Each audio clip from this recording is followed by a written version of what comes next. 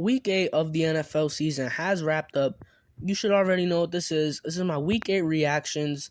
And let's just get straight into it with last week's Thursday night football game, the Ravens versus the Buccaneers.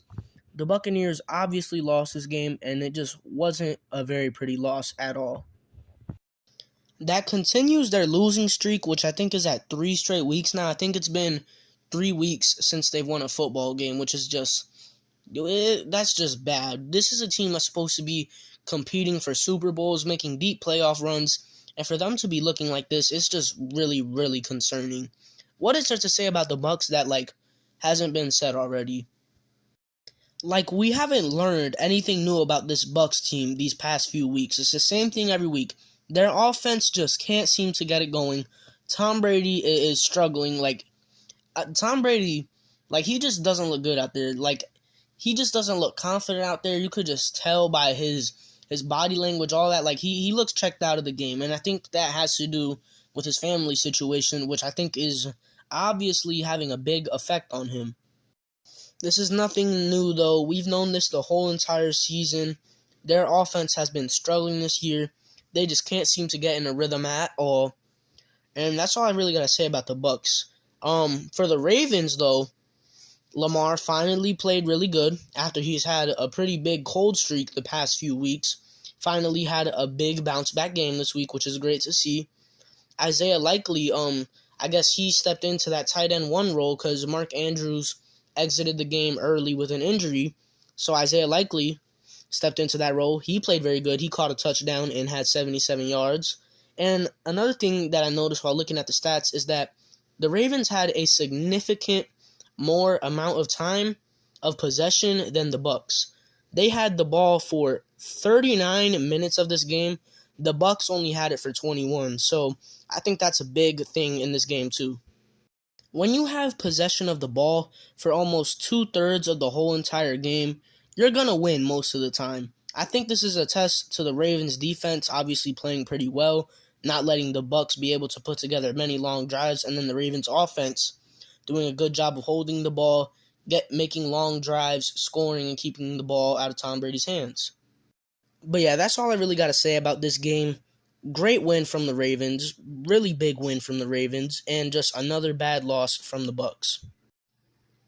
Broncos-Jaguars. Okay, Broncos win this game. It was close. It wasn't pretty, but they still escape with the win, which is the most important thing, and it's the same thing that's been happening with the Broncos the whole year. Their defense is very good. Their defense is elite. They hold the team to a little bit amount of points, but this time they were actually able to score a decent amount of points. So they scored 21 points this game, which isn't a lot, but it was enough to win them this game. Their offense still didn't look good out there, but they looked better than what they have been. So I think, it's a solid step up for the Broncos. The offense still has a lot of improving to do because this wasn't a good performance by the Broncos offense. Don't think that, but it's better than what they have been doing. But obviously the big thing of this game for the Broncos was obviously their defense. Had 2 interceptions. One of them was very late in the game when the Jaguars had a chance to get a game-winning drive, but Trevor Lawrence threw an interception. Broncos defense came up big, carried them to a win here. And yeah, that's all I really got to say about this game. Oh, Travis Etienne, he went absolutely off. 156 yards, a touchdown. Crazy game, but that was the only person on the Jaguars offense that did anything. Everybody else was non-existent. Dolphins versus Lions. Okay, this was actually a really good game. Final score 31-27. I was watching this game because this was a big fantasy game for me because I started Tua, and obviously I have Jalen Waddle.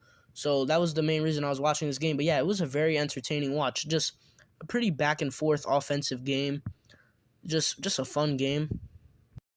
Obviously, the Dolphins pull out the win 31-27, and there's not really much I have to say about this game. It was just an offensive shootout. That's literally all this was. This game was literally just a bunch of highlights, back and forth. So yeah, I'm going to just tally this one down to the Dolphins just being a better team than the Lions. Also, I did notice, I'm pretty sure the Lions scored 0 points in the second half, so that's probably a big reason why the Dolphins won. They didn't play good in the first half, but when it came to the second half, they shut out the Lions, so big thing there. Good game for the Dolphins, 5-3. Yeah, there's not really much I gotta say about this game though. So let's just move on. Panthers versus Falcons. This has got to be like one of the most heartbreaking ends to a football game that I have ever personally experienced. If you know what went down this game, then you know. I don't feel like explaining it because one, it would just take too long, and two, I don't want to relive through that and be sad again. But yeah, this game was just another shootout. Final score 34-37. Obviously, the Falcons win. They take first place in the division. If you would have told me at the start of the season that the Falcons would be first in the division in Week 8, I would have looked at you crazy. But they're first in the division right now, so wow. Yeah, our defense just didn't come to play this game at all. Other than the 2 interceptions we got this game, we just couldn't do anything on the defensive side. Literally anything. The Falcons just kept on bombing it down the field on us, swerving through our defenders. Like, it was crazy. Our defense was just horrible out there. And then for our offense, PJ Walker, I think he should be the starter moving forward. He didn't play. I'm not going to say he played absolutely amazing this game, but he played really good. He played really good this game. He obviously threw that long bomb to DJ Moore that gave us the chance to win the game. But obviously, DJ Moore threw his helmet. It was a flag. 50-yard extra point. Missed. Eddie Pinheiro, you suck. Deonta Foreman literally had the game of his life. Almost 120 rushing yards, 3 touchdowns, and we just let that go to waste. Yeah, the Panthers are poverty. We let the Falcons take first place in the division. That's all I got to say about that game. Just a really sad ending for me. Cardinals versus Vikings. The Vikings get another win here, improve to 6-1. And it's honestly just a pretty typical Vikings game that we've been seeing like throughout the whole season. Their offense plays great, scores a lot of points, but their defense finally came through this game. Their defense actually played very well this game. They did allow 26 points. Well, they did allow 26 points, which doesn't look that good on paper, but you look at the stats, you look what they did. They got 4 sacks, 2 interceptions, they forced a fumble. Like, their defense actually played very solid this game. Visually watching the game, like, I could tell their defense has improved a decent bit over the season. And the Cardinals, while their stats do look good on paper, D-Hop had 160 yards and a touchdown. Rondale Moore, he played great. Zach Ertz caught a touchdown. The Cardinals, they were just kind of like fighting back from behind most of this game, and they just didn't really look good most of this game. They really didn't. I don't know what's up with the Cardinals. I don't know what their problem is, but they're just really kind of struggling this season, and they're just a big question mark to me. But yeah, that's all I got to say about this game. Vikings get another big win here. The usual offense does great, and their defense is finally starting to play better, and the Cardinals just suck. Bears, Cowboys, not really much I gotta say here. Cowboys delivered a beatdown on the Bears. I wouldn't really say a beatdown because they did let the Bears score 29, but the Cowboys scored 49, so they did still beat them by 20 points. So I don't really know how to feel about this game. Not much I gotta say, though. I will say the Bears did make it pretty competitive through the first half, but once that third quarter hit, it just got out of hand, and the Cowboys obviously just took over the game, scored a lot of points, and won the game by 20.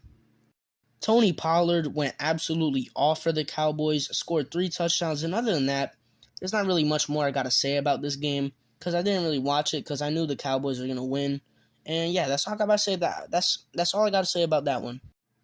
Raiders, Saints. Okay, going into this game, I thought the Raiders were going to get a big win here, and they didn't.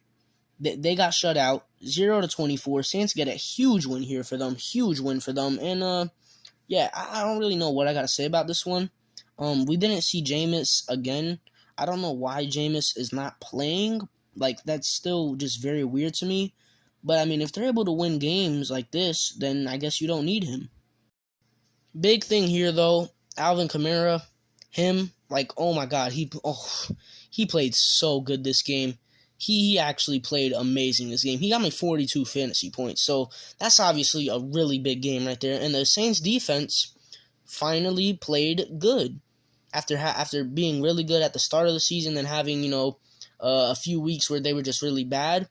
Saints defense finally came back out to play, and they held the Raiders to 0 points. So yeah, big win for the Saints here. Bad loss for the Raiders, and that's it. Steelers, Eagles, A.J. Brown. That's all I got to say. A.J. Brown. A.J. Brown played like Calvin Johnson out there. He had 150 yards, 3 touchdowns, absolutely dominated them. And the Eagles dominated the Steelers this game. Did anybody expect anything different than that? Did anybody expect that the Steelers were going to make this game somewhat competitive? No. Eagles blowout, 35-13. Nothing I got to say about this game. Let's move on. Patriots, Jets. Okay. I called this one. I called this one. I said the Patriots are going to win. And I said because their defense is going to give the Jets offense a lot of problems. Zach Wilson wasn't going to play good. And he didn't. Yeah, he threw for 355 yards and 2 touchdowns, which is good. But then you look at the fact that he threw 3 interceptions, and you're like, oh, Zach Wilson didn't play good at all. That's due to the Patriots' defense. Also, the Jets could not get a running game going. James Robinson, since being traded to the Jets, has not done much. So I think they really miss Breece Hall. Like I said, Bill Belichick was going to have a coaching masterclass. Patriots' defense was going to give the Jets' offense a lot of struggles. They're going to win the game. And that's exactly what happened. So one of my only really correct predictions I've made this year, so I'm happy. Titans versus Texans, Derrick Henry. That's all I'm going to say. Derrick Henry. Oh my gosh. Here, let me just read off his stat line. 32 carries, 219 yards, 2 touchdowns. That is a quarterback passing stat line for a running back. Derrick Henry is still the best running back in football. Okay, I don't know if he's the best running back in football, but he's top 2. It's him and Nick Chubb. Derrick Henry is still just absolutely dominant. He had a slow start to the season, but ever since then, he's just been killing. I mean, oh my gosh, he is carrying that Titans offense.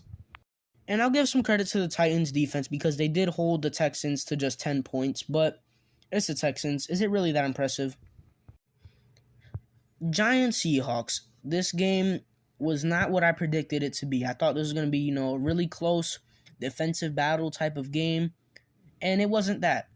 The Seahawks win 27-13 here, and big win for the Seahawks here. Geno Smith continues to be him. If I do a Pro Bowl video where I basically just talk about who I think are the Pro Bowlers this year, I might genuinely hardly consider Geno Smith for the NFC because he is playing really good football this year. Really good, and it's just great to see. Kenneth Walker did cool down a little bit here. He wasn't as good as he has been. But what really won this game for the Seahawks was their defense. Their defense played stellar. Daniel Jones was being pressured all game long. Saquon Barkley couldn't really get it going. So, yeah, this was just a great defensive showing from the Seahawks here.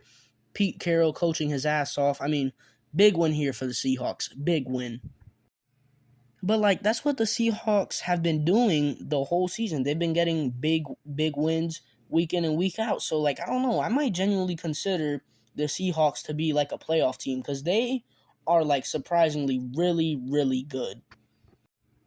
Commanders versus Colts. Absolutely nothing I have to say about this one here. Why would I put myself through watching this game? Why would I do that to myself? I obviously didn't watch this game. Only important thing to me, Commanders get a win here.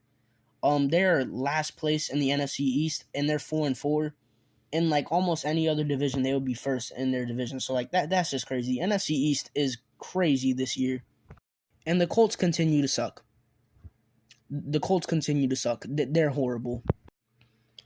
49ers versus Rams. I predicted the Rams to win this one going into it, and I don't know why.